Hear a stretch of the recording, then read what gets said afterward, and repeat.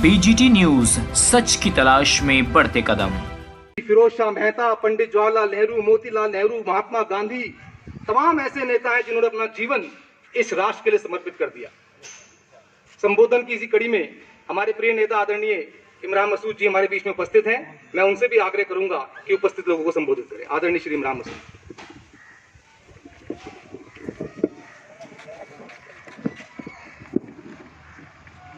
आदरणीय अध्यक्ष जी, विधायक जी और सम्मानित मेरे साथियों, 74वें स्वतंत्रता दिवस के इस पावन मौके पर मैं सबको बधाई देता हूं। और इस साल ये सभी के जीवन में पहला साल है कि हम लोग केवल एक कार्यक्रम कर पा रहे हैं, वरना जब से आँख खुली है और काम शुरू किया राजनीति के अंदर, तो हमारे तो कार्यक्रम शाम तक होते थे। लेकिन इस बार इस महामारी के दौर में कुछ तो बीमारी ने और कुछ इस सरकार की नाकामी ने लोगों को बेकार कर दिया है। बीमारी है, इसमें कोई दो राय नहीं, लेकिन बीमारी के नाम के ऊपर पूरे प्रदेश में और पूरे देश के अंदर जो खेल चल रहा है वो बहुत दुर्भाग्यपूर्ण है। लोगों की रोटी छिन रही है। अब 3 दिन का लॉकडाउन है, यही नहीं पता इनको करना क्या है। और लॉकडाउन जैसे ही खुलेगा वैसे ही भीड़। तो उस लॉकडाउन के मायने क्या है? 3 दिन का लॉकडाउन किया, रात चलने की जगह नहीं थी, जाम ही जाम था। स्थिति इतनी खराब है। रात 2 बजे ज़हूर अहमद ज़हूर साहब एक हमारे पुराने नेता होते थे। रात 2 बजे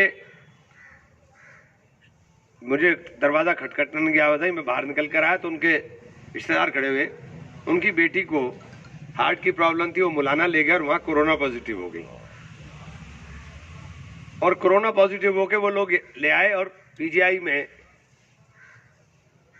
एडमिट कराने के लिए 10 बजे से और रात के 2 बजे तक वो बाहर एम्बुलेंस के अंदर पड़ी रही। कोई लेने को तैयार नहीं था। 2 बजे वो मेरे पास आए, तब जाकर के एक लड़का रोहित सैनी है, किसी को फोन मिला हो, फोन ना मिले, लेकिन कोशिश करके रात 2 बजे उनका एडमिशन कराया। ये तो व्यवस्थाओं का आलम है। अव्यवस्था चारों तरफ फैली हुई है, किसी को पता कुछ नहीं है करना क्या है। कल एक अनवार है, उसकी भाभी की डेथ हो गई, वो उसमें पीजीआई में ऋषिकेश में।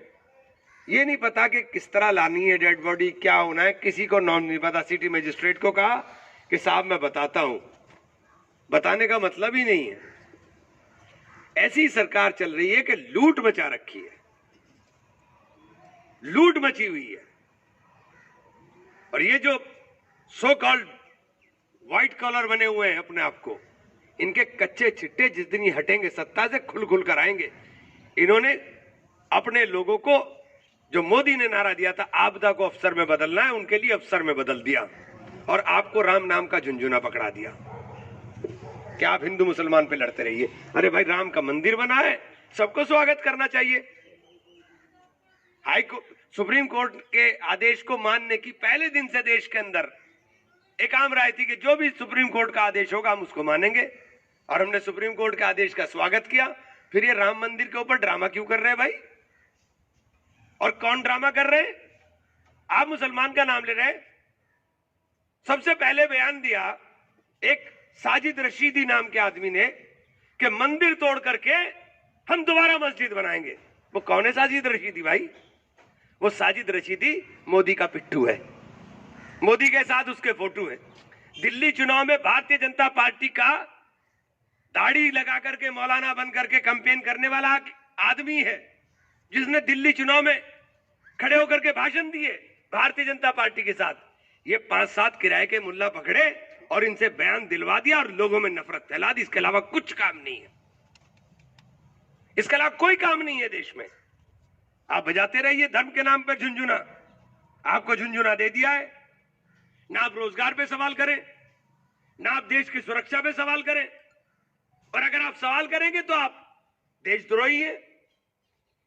देशद्रोही हम हैं जिनके बाप दादाओं ने देश को आजाद कराया, वो देशद्रोही। और जिनके बाप दादा देश के साथ गद्दारी करते रहे, अंग्रेजों के साथ पिट्ठू बनकर के काम करते रहे, वो देशभक्ति के सर्टिफिकेट मांग रहे हैं।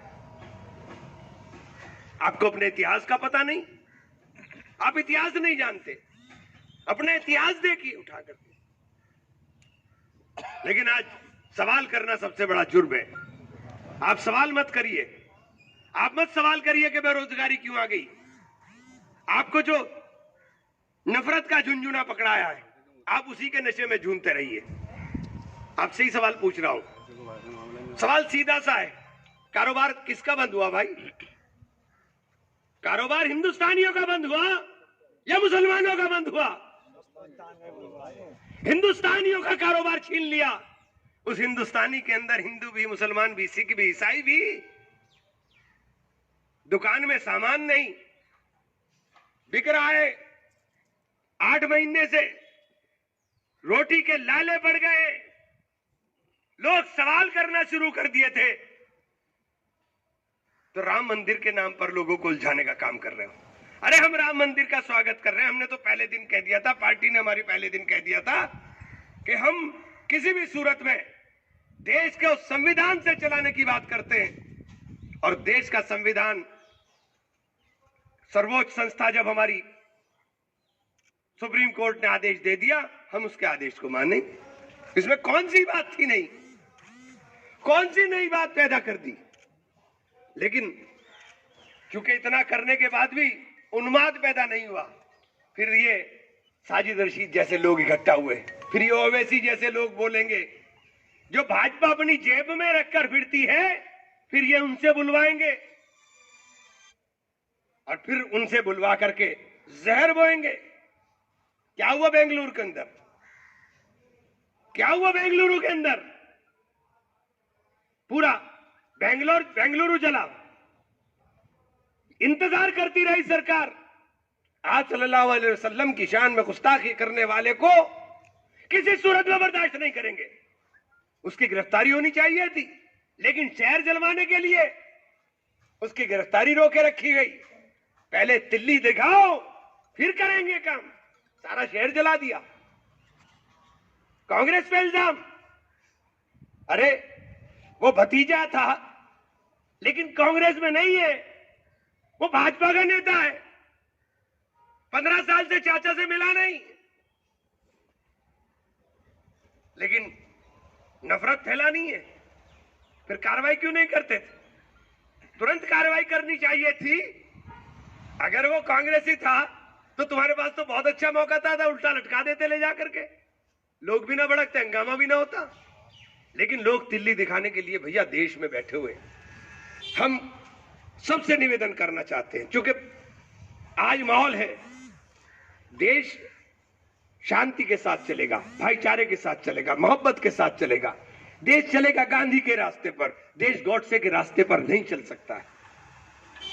और गांधी की बात करने वाले लोग, नेहरू की बात करने वाले लोग, आज इन लोगों ने देश के अंदर गांधी जी और नेहरू जी की बात करने वालों को देशद्रोही बताने का काम शुरू कर दिया।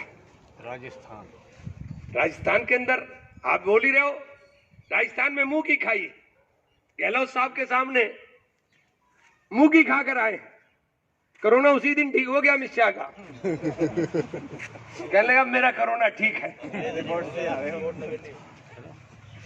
लेकिन मैं दोस्तों आज के इस पावन मौके पर इतना ही कहना चाहता हूं कि हमें देश के अंदर अलग जगाने का काम जो हमारे नेता श्री राहुल गांधी जी कर रहे हैं, उनकी मुहिम को बहुत मजबूती के साथ आगे चलाने का काम करना है। हमारे पास कोई हथियार नहीं है। प्रेस इनके हाथों बिकी हुई है। प्रेस में जो ये चाहते हैं वो लिखेंगे, जो ये चाहते हैं वो दिखाएंगे। प्रेस इनके हाथों की कठपुतली बन गई। राजीव त्यागी जी का अभी आपके सामने मैं लाइव बहस देख रहा था और बाहर उठ करके टहलने गया और मेरे मोबाइल पे मैसेज आया, मैंने कहा अभी तो मैं देख रहा था। मैंने उनके फोन किया घर पर, तब ये तकलीफ दे खबर का पता चला। संबित पात्रा जैसे गधों को बैठा देंगे। मैं उसे गधा ही मानता हूं, क्योंकि अकल तो उसके पास है नहीं। तो झूठ बोलता है, झूठ बोलता है, ऐसे लोगों को बैठा देंगे। मोदी से बड़ा झूठा। हाँ, तो इसलिए दोस्तों, स्वतंत्रता दिवस के इस पावन मौके पर आप सबका बहुत बहुत धन्यवाद, बहुत बहुत बधाई, शुक्रिया साथियों।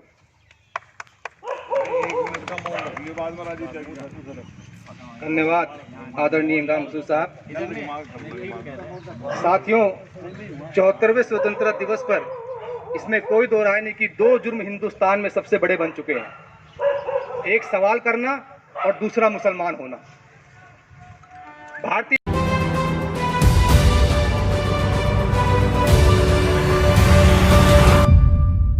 BGT न्यूज, सच की तलाश में बढ़ते कदम।